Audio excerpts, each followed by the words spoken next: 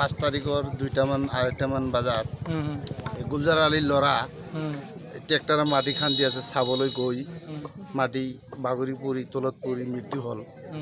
এজন ল'ৰাক মাটিখিনি কি চৰকাৰী নাই চৰকাৰী মাটি নহয়, বাবুলৰ নিজৰ মাটি, মিদি মাটি।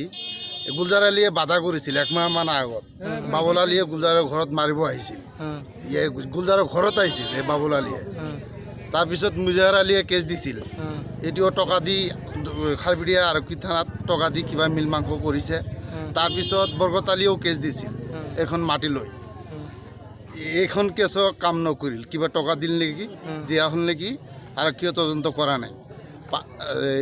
5 ফুট খান্দাৰ পিছত আৰু 5 ফুট যেতিয়া খান্দিল, ৰাইজে মানা কৰাৰ পিছত তাও খান্দিল আৰু কাজিয়া। বাবুল আলীয়ে গৰম দেখায়, মোৰ মাটি মই খান্দিম।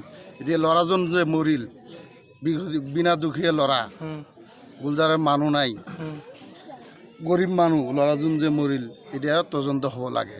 কেই ফুট খান্দিছে এতিয়া 100 ফুট 100-150 ফুটমান খান্দিছে। খান্দাৰ পিছত 6টা-7টামান ট্ৰেক্টৰে ডেইলি সদায় কাটি থাকে। কালি কাটিছিল নেকি? কালিও কাটিছে। ট্ৰেক্টৰবিলাক মাটি লৈ ভাগি গ'ল। ল'ৰাজন লৈ ব্যৱস্থা থাকাত ট্ৰেক্টৰবিলাক ভাগি গ'ল। জেচিবি আছিল নেকি? জেচিবি নাই, জেচিবি আছিল নে? ট্ৰেক্টৰ গ'ল। ট্ৰেক্টৰ গ'ল।